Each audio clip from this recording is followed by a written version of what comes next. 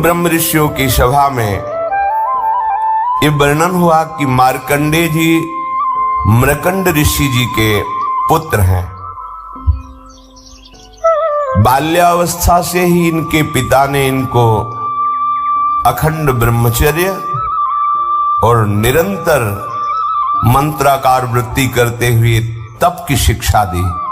मार्कंडेय जी को मृकंड ऋषि ने जब से सुधि संभाली तो ब्रह्मचर्य का उपदेश किया, जितेंद्रियता का, मंत्राकार वृत्ति करते हुए घोर तपस्या का। पिता के बताए हुए साधन में मार्कंडेय जी विधि पूर्वक तपस्या, शास्त्रों का स्वाध्याय और आजीवन अखंड ब्रह्मचर्य का व्रत लिया। सदैव शांत भाव से रहते, सिर पर भारी जटाओं का बोझ रहता, इसलिए उनके शरीर पर जैसे उपटन साबुन आदि का प्रयोग नहीं होता तो जल से फिर धूल जमते जमते मटमैला स्वरूप हो जाता है त्वचा का। तो जैसे राख से ढकी हुई अग्नि, ऐसा उनका स्वरूप। सिर पर भारी जटाएं और वृक्ष की छाल की लंगोटी और हाथ में कमंडल और एक जीव निवारण के लिए दंड, ये साधु का स्वरूप है। वो सदैव काले मृग का चर्म ऐसे धारण किए हुए कुश की एक ऐसे बनाकर कूची सी, जहां बैठना है पहले छोटे जीवों को हटा देते फिर बैठते। आजीवन ब्रह्मचर्य के लिए बहुत सावधान रहते, प्रातःकालीन और सायंकालीन, और नैष्ठिक ब्रह्मचर्य को प्रातः, मध्याह्न, सायं तीनों काल की संध्याओं में। तो वो तीनों काल की संध्या करते हैं, गुरु वंदना और मानसिक प्रभु का पूजन और निरंतर स्वरूप चिंतन कि मैं वही परब्रह्म परमात्मा हूं, ऐसी आराधना करते। सायं या प्रातः भिक्षा मांग कर लाते, गुरुदेव के चरणों में समर्पित कर देते और हाथ जोड़कर खड़े रहते। गुरु जी की इच्छा होती तो उस भिक्षान्न से उनको कुछ भाग दे देते, नहीं इच्छा होती तो इशारा पाकर उपवास करते हुए भजन करते। मार्कंडेय जी ने इस प्रकार तपस्या और भजन स्वाध्याय में बहुत वर्ष व्यतीत किए। ऐसी आराधना में तन्मय हुए कि उन्होंने मृत्यु पर विजय प्राप्त कर ली, मृत्यु को परास्त कर लिया, जिसको जीतना बड़े बड़े योगियों के लिए बहुत कठिन है। मार्कंडेय जी जब मृत्यु पर विजय प्राप्त की तो ब्रह्मा, भृगु, भगवान शंकर, दक्ष प्रजापति, अन्य बड़े बड़े देवता, पितर सभी आश्चर्यचकित हो गए। इनके मंत्राकार वृत्ति, आजीवन ब्रह्मचर्य, परम पवित्रता, तपस्या, त्रिकाल संध्या, इसके प्रभाव से मृत्यु पर विजय देख करके सब आश्चर्यचकित हो गए। कहीं किंचन मात्र हृदय में कोई अन्य चिंतन नहीं, कोई क्लेश चिंतन नहीं, इंद्रियातीत स्थिति। ये जो भी भजन करता है वो इसी तरह आगे बढ़ता है। पर आप विषयों को सुख मानकर जब अपने भजन पद्धति को शिथिल कर देते हैं तो आप योग्यता खो देते हैं परमानंद की। नहीं तो जिए काल बस ना परे, सेवक जी कह रहे हैं। मृत्यु क्या समुझ जे आए शरण ते डरत ना काल डर, काल विजयी हो जाता है भक्त। मार्कंडेय जी के हृदय में महायोग उपस्थित है। महायोग किंचन मात्र कोई भी मन में अन्य स्फुरणा ही नहीं, केवल सच्चिदानंद भगवान। 6 मनवंतर व्यतीत हो गए भजन करते हुए, 6 मनवंतर। 7वां मनवंतर लगा तब देवराज इंद्र घबरा गए और उन्होंने सभा बुलाई और कहा किसी भी तरह मार्कंडेय ऋषि को चंचल करो, इनकी साधना भ्रष्ट करो। डर रहता है अपनी कुर्सी का, इंद्र पद का, कि कहीं ये चला ना जाए। और उनको ये पता नहीं कि महानुभाव ऐसी स्थिति में होते कि ब्रह्मा का पद भी इनके लिए कोई महत्व तो नहीं रखता, फिर देवराजेंद्र पद का क्या। पर पद के भोक्ता जनों को ये भय लगता है कि कहीं ये तपस्या करके मेरे पद को न छीन ले। तपस्या में विघ्न डालने के लिए सभा बैठा ली और सभा में निश्चय किया गया कि त्रिलोक विजयी कामदेव, अप्सरा, मलय, बसंत, ये सब जाएं और मार्कंडेय जी की एकाग्रता में विघ्न डालें, उनके अंदर काम प्रकट करें। साथ में लोभ और अहंकार को भी भेजा, तुम भी अपना प्रभाव दिखाओ, क्योंकि बिना अहम के भोक्ता भाव नहीं आता और बिना भोग सुख के लोभ के वृत्ति चंचल नहीं होती। इसलिए लोभ और अहंकार को भी आदेश किया। ये सब मूर्तिमान होकर वहां रहते थे। उनकी आज्ञा के अनुसार जहां मार्कंडेय जी भजन कर रहे थे, गए हिमालय के उत्तर की ओर है, पुष्पभद्रा नामक नदी के तट पर। वहां एक चित्रा नाम की विशाल शिला है, उसी में मार्कंडेय जी वास करते थे। बड़ा ही सुंदर मनोहर वृक्षों से युक्त, वृक्षों के झुरमुट में स्थान स्थान पर पुण्यात्मा अन्य ऋषिगण भी निवास करते थे। मृदु पवित्र निर्मल जलाशयों से भरा हुआ,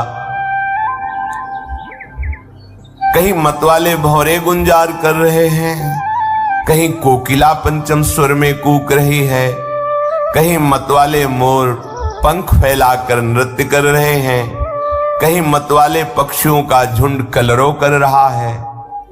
ऐसे परम पवित्र शांत मार्कंडेय मुनि के आश्रम में इंद्र के द्वारा भेजे हुए पहले वायुदेव ने अपना प्रभाव दिखाया। पुष्पों का सौरभ लेकर मंद मंद वायु, सुगंधित वायु उन्माद प्रकट करने वाली आश्रम में चली। शीतल झरनों की नन्ही नन्ही फुइयां और पुष्पों का सुंदर पराग और सौरभ लेकर पहले वायु ने अपना प्रभाव दिखाया। वो वायु कामदेव को उत्तेजित करने वाली थी। अब कामदेव के सखा बसंत ने अपना प्रभाव प्रारंभ किया। संपूर्ण सुहावना मौसम, संध्या का समय था। भगवान चंद्रदेव उदित होकर के अपनी शीतल किरणों का विस्तार कर रहे थे। शास्त्र शास्त्र लताएं वृक्षों का आलिंगन की हुई धरती पर झुक रही थी। नई नई कोपलें, सुंदर सुंदर रसीले फल, फूलों के गुच्छे ऐसे शोभायमान हो रहे थे। बसंत का साम्राज्य संपूर्ण वन को बहुत ही सुंदर कर दिया। अब कामदेव ने प्रवेश किया। उनके साथ विशेष गायन के द्वारा मोहित करने वाले गंधर्व और ऐसा ताल से संगीत बजाने वाले जिससे उन्मत्तता चढ़ जाए, और स्वर्गीय अप्सराएं, और उनके बीच में 5 बाण संधान करने वाला कामदेव, हाथों में पुष्पों का धनुष और 5 बाण। मार्कंडेय जी भगवान के चिंतन में तन्मय थे। उनके नेत्र बंद थे, पर तेज ऐसा था मानो जाज्वल्यमान अग्नि की ज्वाला ही विराजमान हो। एक बार देखकर पूरा परिकर काम का भयभीत हो गया कि कहीं कोई ऐसी त्रुटि हो गई तो भस्म ही कर देंगे। इनको तो पराजित करना देख के ही लगता है बहुत कठिन है। इंद्र ने आज्ञा करी, सब अपना प्रभाव दिखाइए। बहुत ही मनोमोहक उन्माद पैदा करने वाला संगीत बजने लगा। गंधर्वगण मन को लुभायमान करने वाले गान करने लगे और अप्सराएं नृत्य करने लगी। मृदंग, वीणा, ढोल आदि मनोहर स्वर में बजने लगे। कामदेव ने क्रोधित होकर पुष्प निर्मित धनुष पर 5 बाण चढ़ाए। शोषण, दीपन, सम्मोहन, तापन, उन्मादन। जब काम का पहला बाण चलता है तो एक शरीर में विशेष प्रकार की ऐंठन प्रकट होती है, वेदना उद्दीपित होती, दीपन भोग की इच्छा प्रकट होना, सम्मोहन अब इच्छा दृढ़ इच्छा के रूप में प्रकट, अब वो विचार शून्य हो गया, तापन ऐसी आग लगी कि उन्मादन उन्माद चढ़ गया, अब वो रुक नहीं सकता। कोवा मदांधो मदना तुरोवा, ये पांचों बार अपना संधान करके कामदेव ने महर्षि मार्कंडेय जी पर निशाना लगाया। इधर अप्सराएं, गंधर्व, बसंत, लोभ, अहंकार, ये उनके मन पर अपना प्रभाव दिखाना प्रारंभ किए। पुंजिकस्थली नाम की बड़ी ही सुंदर अप्सरा अपने हाव भाव प्रकट करने लगी। मार्कंडेय जी कुछ भी नहीं देख रहे, कुछ भी उनको अभी प्रभाव नहीं पड़ा है, शांत वैसे बैठे। उसने समझा कि अब मैं मार्कंडेय मुनि को जीत ही लूंगी। उस अप्सरा ने, कामदेव ने पांचों बाण मार्कंडेय जी पर प्रहार किए, परंतु इन सब का उद्योग निष्फल रहा। वो जैसे भगवान के चिंतन में थे वैसा ही चिंतन चलता रहा। जैसे किसी अभागे का पुरुषार्थ प्रयत्न विफल जाता है, ऐसे ही कामदेव, बसंत, मलय मारुत, गंधर्व, अप्सरा, लोभ, अहंकार सब का प्रभाव निष्फल रहा। मार्कंडेय मुनि अपरिमित तेजस्वी भगवान के चिंतन में तन्मय थे। बार बार प्रयास किया कामदेव ने, अप्सरा ने, पर उनका चित्त ही बहिर्मुख नहीं हुआ। बहिर्मुख माने मतलब बाहर का दर्शन। अब तो उनकी तपस्या के तेज से सबके हृदय में भारी जलन पैदा हो गई। उनको पता ही नहीं है, पर ये प्रभाव होता है। सब भाग पड़े वहां से, जैसे छोटा बच्चा सांप को देख के भाग पड़े, ऐसे काम, अप्सरा, गंधर्व सब भाग पड़े। मार्कंडेय जी को पता ही नहीं चला, जाना ही नहीं कि कोई आया था, कोई कुछ किया है। निरंतर भगवदाकार वृत्ति। ये भजन में ऐसे डूबना चाहिए कि बाहर की परिस्थिति का पता ही न चले, हृदय की ऐसी स्थिति हो जब रत्ती भर भी विचलित नहीं कर सके और किंचन मात्र कोई अहंकार का प्रभाव नहीं पड़ा। जैसे देव ऋषि नारद जी ने लीला में थोड़ा दर्शाया कि काम का प्रभाव तो नहीं पड़ा, पर अहंकार का प्रभाव पड़ गया कि मैं काम विजयी हूं, इसीलिए फिर वो लीला बदल गई। ये भगवान के भजन करने वाले महापुरुषों के लिए कोई आश्चर्य वाली बात नहीं है। ये खास बात है, जो भगवान के भजन में है तो कोई आश्चर्य वाली बात नहीं है। देवराज इंद्र ने देखा कि हमारी सेना तो निस्तेज, हाथप्रभ और क्लेशित होकर लौट आई है। बड़े प्रभावशाली मार्कंडेय जी हैं। उन्हें बड़ा आश्चर्य हुआ और उन्होंने मन ही मन मार्कंडेय जी को प्रणाम किया और क्षमा मांगा। मार्कंडेय जी तपस्या, स्वाध्याय, धारणा, ध्यान, समाधि, चित्त की परम एकाग्रता की स्थिति में थे। अब उन पर कृपा प्रसाद की वर्षा करने के लिए मुनिजन नयन मनोहारी नरोत्तम भगवान प्रकट हुए। इससे ऐसा संकेत मिलता है कि भगवान के दर्शन के पहले आपको बहुत कुछ दर्शन कराया जाएगा। लोक लोकांतर की भोग सुविधाएं, यश, कीर्ति, नाम, प्रतिष्ठा, सिद्धियां, अगर आप इनमें से कहीं भी फंस गए तो समय लगेगा, और अगर नहीं फंसे तो इसी के तत्काल बाद आपको भगवत साक्षात्कार हो जाएगा। भारी विपत्ति या भारी संपत्ति किसी में लुभायमान नहीं होना। महाभागवत भक्त का लक्षण है, त्रिभुवन की राज्य लक्ष्मी देने पर भी आधे पल के लिए, आधे क्षण के लिए अपने प्रभु का विस्मरण ना करना। जीत गए, कोई नहीं परास्त कर सकता। आप हृदय में देखिएगा इस बात को कि जब कोई विकार आपके ऊपर प्रभाव डाल रहा है तब आप भगवत विस्मरण कर रहे हैं।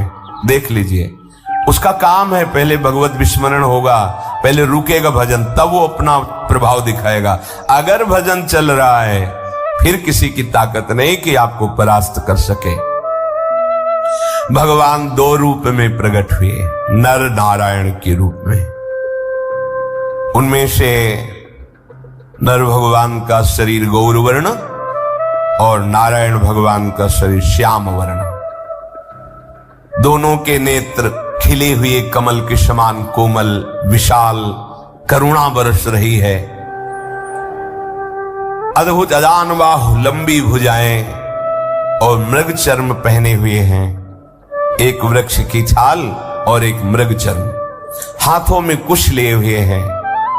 सुंदर यज्ञोपवीत धारण किए, कमंडल, बांस का सीधा दंड धारण किए हुए, कमल गट्टे की माला और जीवों को हटाने के लिए एक वस्त्र की कूंची लिए हुए हैं। ब्रह्मा इंद्र आदि के भी परम पूज्य भगवान नर नारायण ऐसे परम मनोहर रूप से प्रकट हुए कि मानो अनंत बिजलियां एक साथ प्रकाशित हो गई हो। अद्भुत कांति,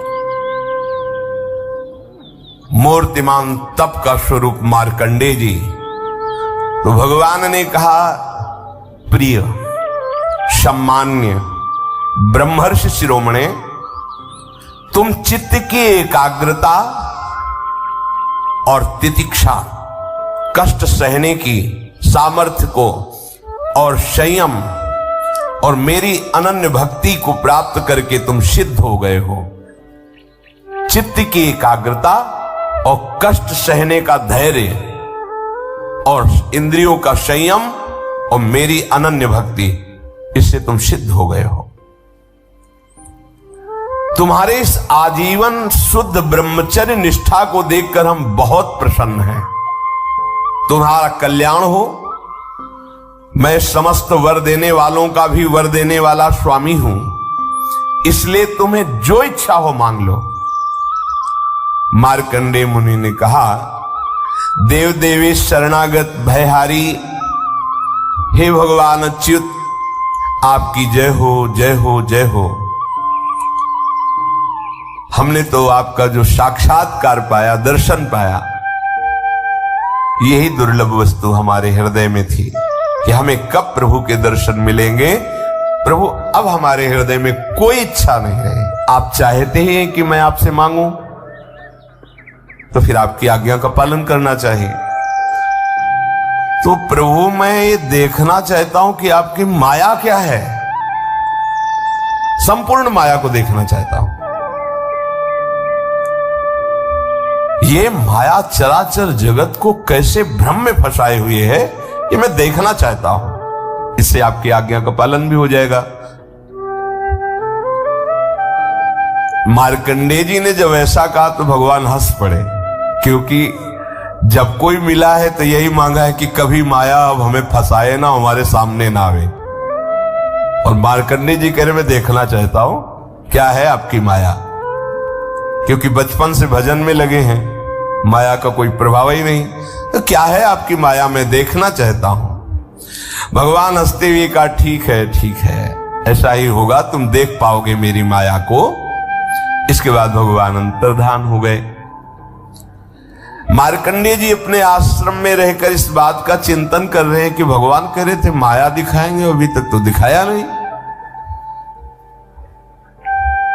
मार्कंडेय जी की जिधर दृष्टि जाती, चाहे सूर्य में, चंद्रमा में, अग्नि में, जल में, पृथ्वी में, वायु में, आकाश में या अंतःकरण में, अब उनको सब जगह भगवान ही भगवान दिखाई देते।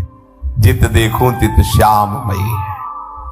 तो माया कैसे दिखाई दे? ऐसे हृदय में कहीं माया प्रवेश करती? कभी कभी उनकी प्रेम ऐसी दशा हो जाती है, शुभ प्रवाह करते हुए जोर जोर से भगवान को पुकारते, इतना प्रेम में डूब जाते कि अब आगे की दिनचर्या क्या है होश ही नहीं, क्या करना है कैसे करना है कुछ सुधी नहीं। पर एक बात अंदर बनी रहती कि भगवान से कहा था माया दिखा दो, कह रहे थे कि ठीक है ऐसा ही हो, अंतर्धान हो गए। एक दिन की बात है कि वो पुष्पभद्रा नदी के तट पर आसन पर बैठे हुए भगवान का चिंतन कर रहे थे। उसी समय उन्होंने देखा बड़ी भयंकर आंधी आ रही है और बहुत ही गर्जना पूर्वक वो वायु बढ़ रही आंधी। इतने में ही देखा विकराल बादल आ गए, बिजली कड़क रही है और रथ के धुरे के समान मोटी मोटी धार जल की वर्षा हो रही। फिर मार्कंडेय जी ने देखा चारों समुद्र उफान में हो गए, पृथ्वी को निगलते हुए बढ़ते चले आ रहे हैं। आंधी के वेग से समुद्र में बड़ी बड़ी तरंगें, बड़े भयंकर भंवर और ऐसी जल की भयंकर ध्वनि की कान फाड़े डाल रही और विशाल विशाल बड़े बड़े मगरमच्छ मुंह खोले उस जल पे ऐसे। उस समय बाहर भीतर चारों ओर जल ही जल हो गया, पूरी सृष्टि जल में डूब गई। कहीं न पृथ्वी न स्वर्ग न ऊपर न नीचे कुछ नहीं, केवल जल ही जल और भयंकर बिजली की कड़कड़ाहट और वेग भरी आंधी। मार्कंडेय जी घबरा गए। जल प्रलय वाले स्वरूप में, जैसे महाप्रलय में जल की स्थिति होती, उद्भिद स्वेदा जंडा जरायु सब प्राणी जल में डूब गए। मार्कंडेय जी भयभीत उदास हो गए। देखो जहां स्वयं माया का प्रवेश नहीं हो सकता वहां माया धीश के संकल्प से माया का प्रभाव।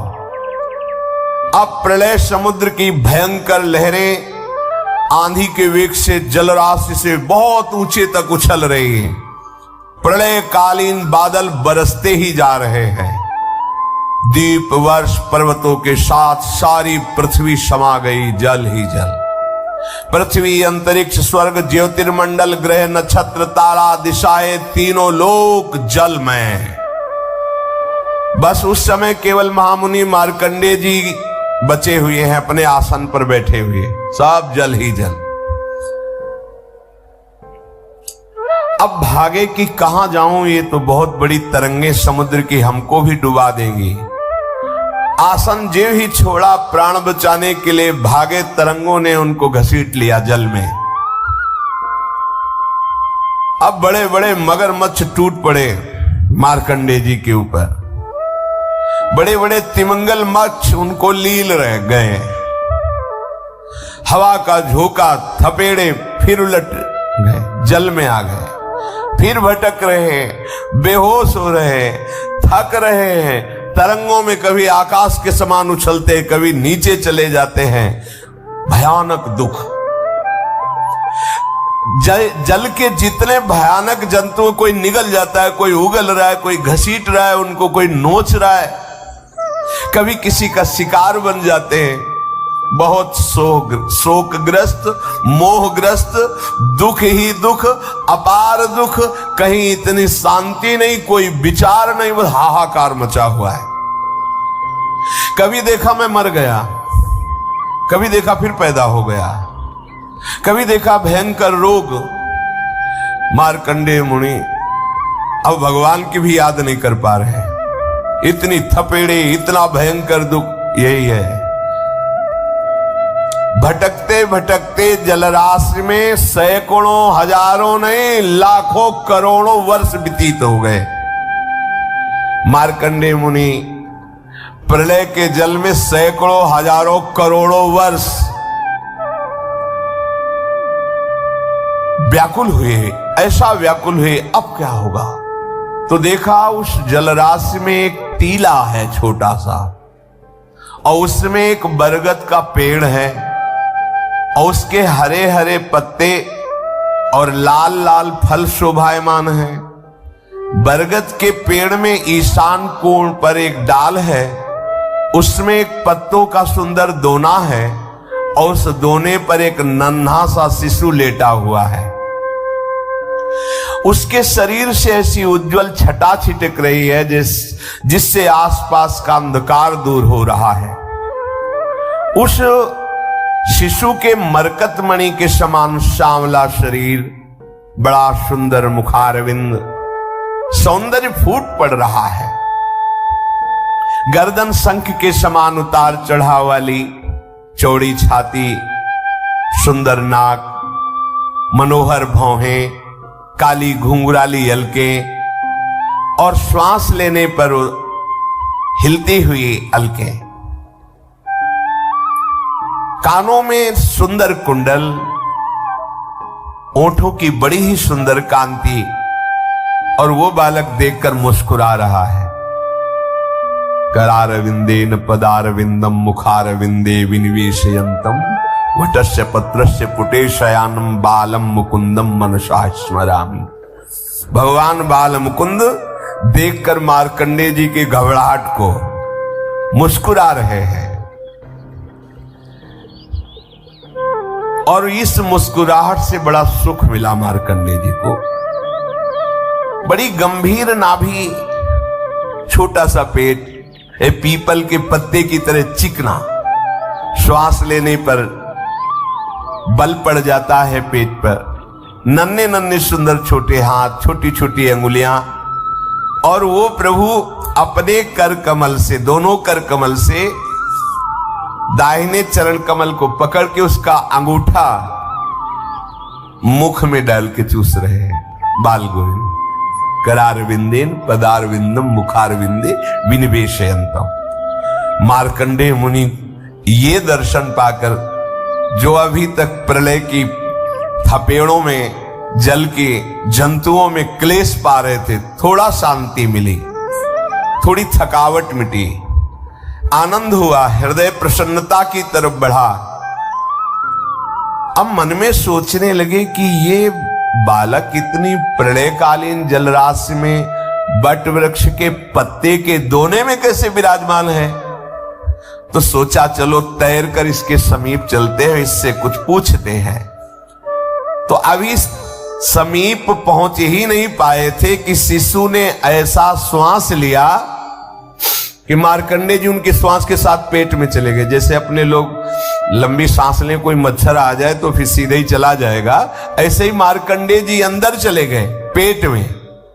और पेट में जाके देखा तो फिर वही आश्रम, उसी आसन पे बैठे, फिर वही प्रलय की जल राशि, वही वर्षा पेट के अंदर। अब विचित्र दृश्य देखकर आश्चर्यचकित हो गए। वो विचार नहीं कर पा रहे कि बाहर वाला दृश्य और अंदर वाला दृश्य क्या है।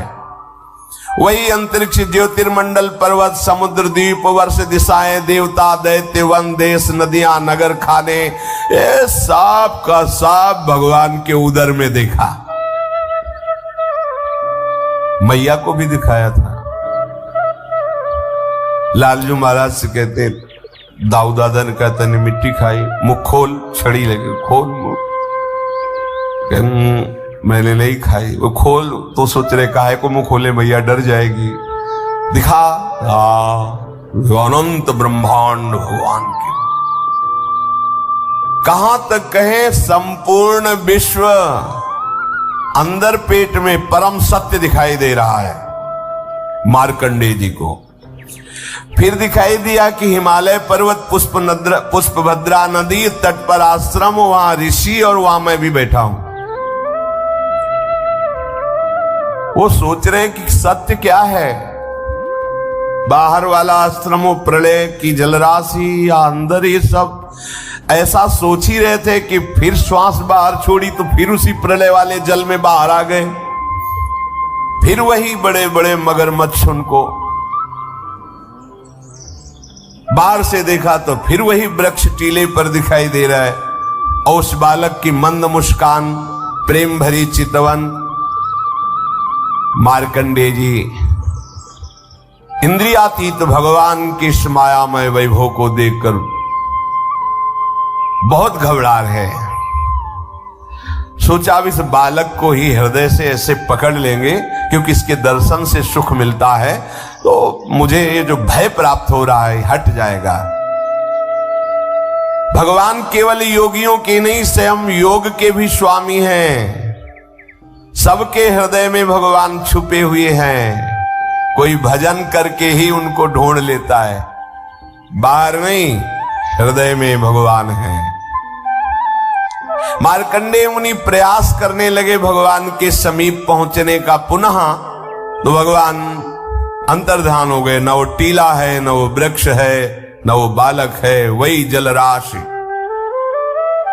जैसे अभागे पुरुष का प्रयास असफल हो जाता है, ऐसे मार्कंडेय जी का ये प्रयास कि भगवान का आलिंगन कर लूं, हृदय से लगा लूं, निष्फल हो गए।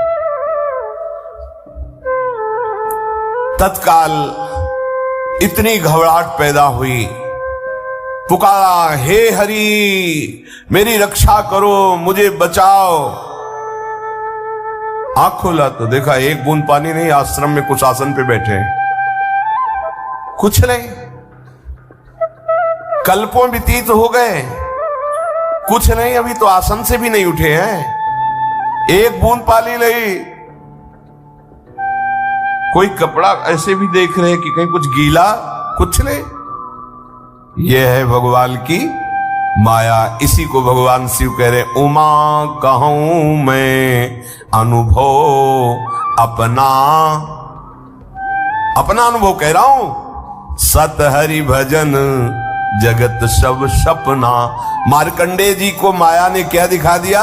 महाप्रलय, और पानी एक बूंद नहीं, सत्य एक भी नहीं, और दिखा क्या क्या दिया? यही है, यही है। गो गोचर जहां लगो मन जाई, सो सब माया जानो भाई। ये मेरा, ये तेरा, ये अच्छा, ये बुरा, कुछ नहीं।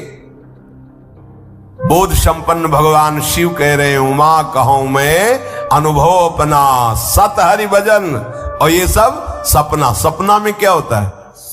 बहुत मारने वाले मिले, बहुत सजाने वाले मिले, बड़ी बाजार मिली, दुकान, परिवार, लड़का, बच्चा और जगह, कुछ नहीं। 100 में 100% झूठा, कुछ नहीं। सच्ची मानो, 100 में 100% झूठा, 1% भी सत्य नहीं। सत्य है तो भगवान है, ये नानात्व नहीं है। इसीलिए ब्रह्मसूत्र कहते हैं, ब्रह्म सत्यम जगन मिथ्या। मार्कंडेय जी जब देखा कि आश्रम पे खड़े हुए भगवान को बार बार प्रणाम कर, दंडवत शुरू कर, प्रभु प्रभु बस आपसे अब ये मांगता हूं, कभी ये माया मत दिखाना। अच्छे अच्छे को भ्रम, अच्छे अच्छे को भ्रम। एक बार सुदामा जी समुद्र स्नान करने द्वारिकापुरी में द्वारिकाधीश के साथ गए। बोले, प्रभु सुनते हैं आपकी माया बड़ी विचित्र है, ये है क्या माया? भगवान ने कहा, स्नान कर लेते, फिर आराम से बैठ के बात करेंगे। गए समुद्र में डुबकी लगाई। जो डुबकी लगाई तो एक नगर में पहुंच गए। वहां स्वयंवर हो रहा था। राजा ने देखते ही कह रहे, तो श्री कृष्ण मित्र सुदामा है, चरण वंदना की। कहा, ओ भाग्य, हमारी पुत्री के लिए आप जैसा वर कहां मिल सकता है। ब्याह रचना हुई, महल में रहने लगे, बहुत वर्ष व्यतीत हुए, कई लड़का बच्चा हो गए। अब पत्नी मर गई तो जैसे अपने यहाँ था ना कि पातिव्रत धर्म से युक्त वो सती आदि का पूर्व में जैसा, ऐसा वहां था कि पत्नी मर जाए तो जबरदस्ती पति को जलाया जाता था उसकी शव के साथ। यहाँ जबरदस्ती तो नहीं था, वो अपने पातिव्रत धर्म के प्रभाव से योगाग्नि में, चिता में भस्म होती थी। पर वहां का नियम था जबरदस्ती, तुम चाहो या न चाहो, पत्नी मर गई तो उसके साथ तुम्हें भस्म होना पड़ेगा। सुदामा जी का हमारे यहाँ की रीति है बाप, तो उनको चिता में डालने के लिए 100 के साथ जब बांध दिया गया तब पुकारा, अये परम प्राण प्यारे मित्र श्री कृष्ण मुझे बचा लो। जब भी पुकारा तो भगवान ने इसे उठाया, बहुत लंबी डुबकी लगा लिए, उठो। बोले, प्रभु, बोले हाँ, कुछ सेकंड से हम देख रहे हैं तुम उठ ही नहीं रहे हो। बोले, प्रभु सेकंड मिनट, अरे कितने वर्ष हो गए, ब्याह हो गए, लड़का बच्चा हुआ, तो हम चिता में जलाए जा रहे। बोले, यही मेरी माया है, कुछ नहीं है, कुछ नहीं, ना नगर न राजकुमारी। तहां रमान राजकुमारी, तब हरि माया दूर निवारी, तहां न रमान राजकुमारी।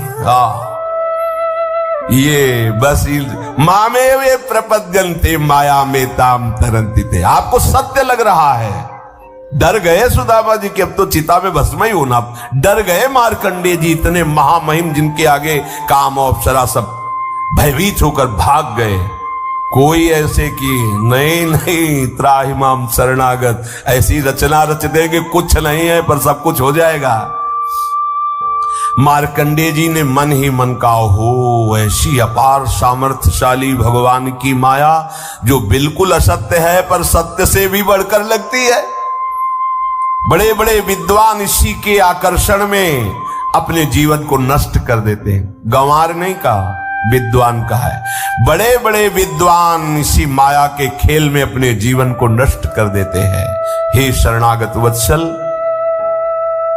आपके चरणों का जो आश्रय ले लेता है, आप जिसे अभय दान दे देते हैं, वही इस माया से मुक्त हो जाता है। मार्कंडेय जी भगवान के चिंतन में पुनः तन्मय हो गए। शेष चर्चा आगे। श्री राधा वल्लभ लाल।